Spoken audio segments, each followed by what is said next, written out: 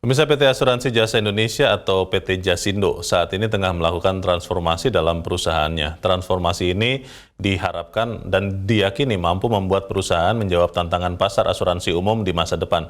Untuk mencari tahu lebih dalam, kita terhubung dengan Group Head Corporate Secretary PT Jasindo, Cahyo Adi. Pak Cahyo, selamat siang. Selamat siang, Pak Leonard. Ya, Pak Cahyo, bicara tantangan industri asuransi tentunya beragam. Tapi kalau kita tahu Jasindo fokus kepada asuransi umum, sebetulnya seperti apa kondisi industri asuransi umum sekarang dan Jasindo saat ini berada di mana di industri itu, Pak Cahyo? Oke, baik Pak Leonard, terima kasih. Jadi kondisi untuk asuransi umum saat ini memang banyak tantangan yang dihadapi ya Pak, khususnya terkait dengan yang terlihat jelas adalah penetrasi asuransi. Saya di sini spesifik bicara asuransi umum, di mana memang angkanya masih sangat rendah.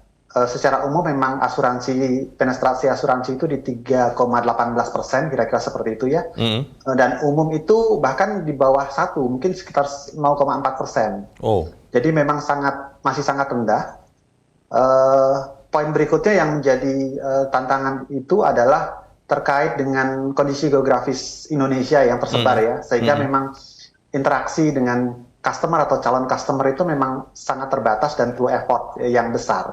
Pak Cahyo, mohon diperjelas dulu Pak, kalau supaya kita semua paham, penetrasi 3,18% untuk asuransi secara general dan asuransi umum sekitar 0,4% itu artinya berapa yang sudah menggunakan asuransinya, Pak? Oh, itu jadi besaran itu persentase dari GDP ya, Pak ya? Oh, dari PDB ya? Iya, jadi kira-kira itulah besaran yang bukan maksudnya pengguna asuransi dari total jumlah penduduk, bukan itu ya maksudnya ya?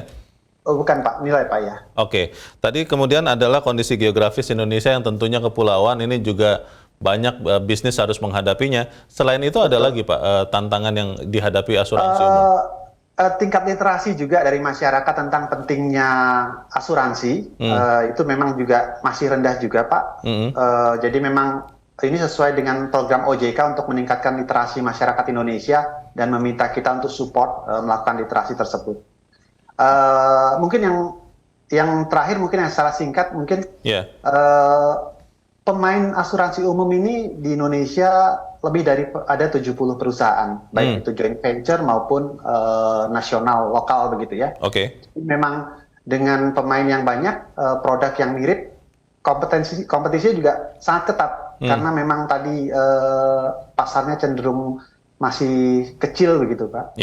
Jadi kemudian satu hal lagi mungkin yang menjadi insurance minded di Indonesia itu belum terlalu tinggi karena insurance itu dianggap sebagai cost ya. Ini untuk asuransi umum berbeda dengan asuransi jiwa, di mana memang kalau di jiwa tentunya ada tabungan, ada yang diharapkan kembali. Sementara kalau di asuransi umum pastinya jumlah premi yang dibayar itu tidak ada pengembaliannya. Jadi lebih dianggap sebagai cost daripada bagian dari manajemen risiko, kira-kira seperti itu ya. Bagian dari risk transfer gitu. Jadi memang menjadi beban tersendiri.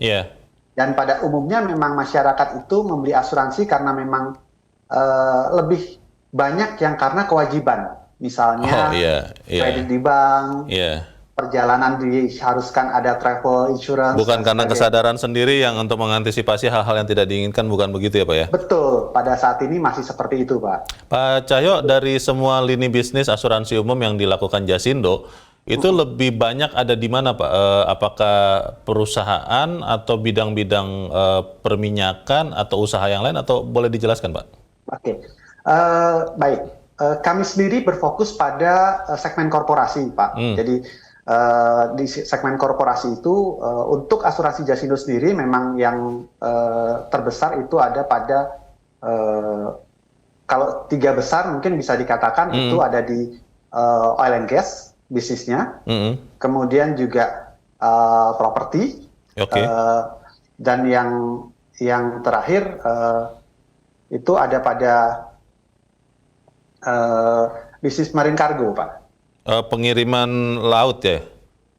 Betul. Marine Cargo. pengiriman laut, betul. Oke, Pak Cahyo, saat ini kan Jasindo kita dengar melakukan transformasi, perubahan bentuk. Maksudnya apa sih persisnya Pak yang dilakukan oleh Jasindo saat ini dan tujuannya sebetulnya apa Pak?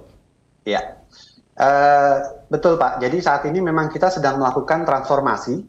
Ini berpijak pada pengalaman kita ya, maksudnya kita berdiri sejak tahun 1973, di mana sudah banyak pengalaman dan pengetahuan kita, kemudian kondisi pasar juga berubah, tentunya memerlukan perubahan untuk penyesuaian itu. Jadi perusahaan sendiri sih menetapkan melakukan transformasi itu, ya tadi mungkin Bapak sudah sampaikan juga ya, mempersiapkan untuk secara fundamental perusahaan menjadi lebih kuat, sehingga kita lebih agile, kita lebih lincah dalam menghadapi tantangan dan juga dapat memenuhi tantangan pasar ke depannya. Nah, di sini karena kami sekali lagi kami berfokus pada bisnis korporasi, tentunya kami yang punya keahlian dan pengalaman di bidang itu, kami fokus pada bidang bisnis tersebut.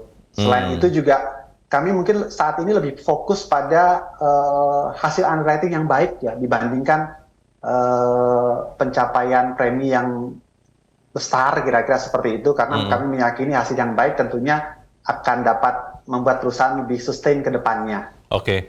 Seperti itu Pak. Transformasi sumber daya manusia juga dilakukan. Sebetulnya apa artinya Pak? Apakah kemudian memang kapasitas dari sumber daya manusia di Jasindo harus mencapai level tertentu, terutama untuk menyesuaikan tadi fokusnya di asuransi korporasi, atau seperti apa itu Pak Cahyo? Oke, kami meyakini bahwa memang peran SDM di perusahaan asuransi sebagai perusahaan jasa itu memang sangat penting. Jadi di situ kami melihat SDM ini menjadi garda terdepan kami untuk memahami kebutuhan nasabah itu seperti apa. Terus kemudian program perlindungan atau proteksi asuransi yang dibutuhkan itu seperti apa.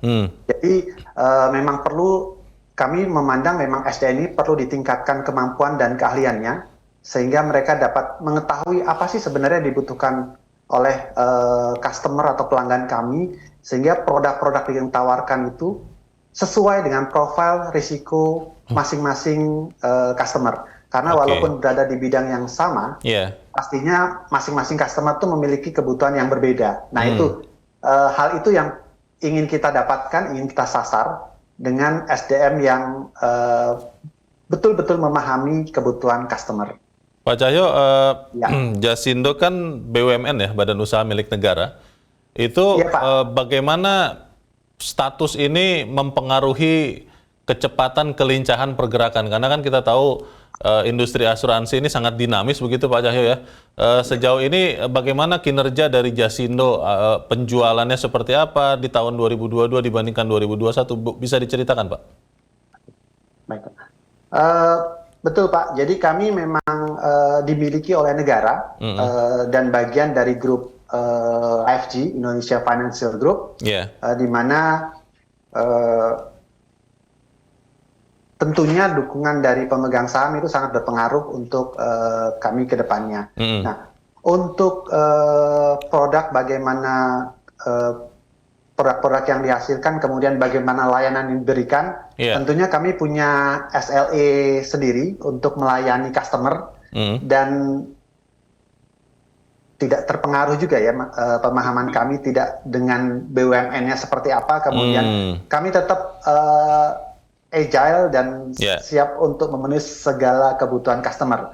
Nah, untuk produk yang jadi unggulan kami, tentunya di sini ada 3 produk Pak, yaitu di segmen tadi kami sampaikan sudah di depan, ada Marine Cargo, kemudian ada offshore.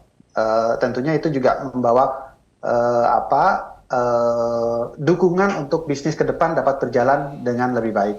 Kira seperti itu Pak. Terakhir Pak Cahyo, strategi untuk tadi kan ada banyak tantangan yang sudah Anda katakan ya, soal literasi, soal insurance minus, lalu kemudian kondisi geografi. Ini kan kita tahu terpisah-pisah kepulauan Indonesia.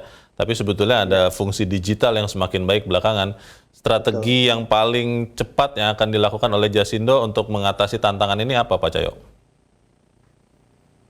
Strategi yang kami lakukan untuk menghadapi tantangan-tantangan yang tadi disebutkan, memang kami melakukan, saat ini yang kami lakukan adalah kita melakukan sentralisasi fungsi akseptasi dan klaim, di mana dengan sentralisasi dan tentunya dengan dukungan digitalisasi ya, cabang-cabang yang berada di seluruh Indonesia dalam proses akseptasi ataupun penerimaan asuransi ataupun klaim itu dapat berproses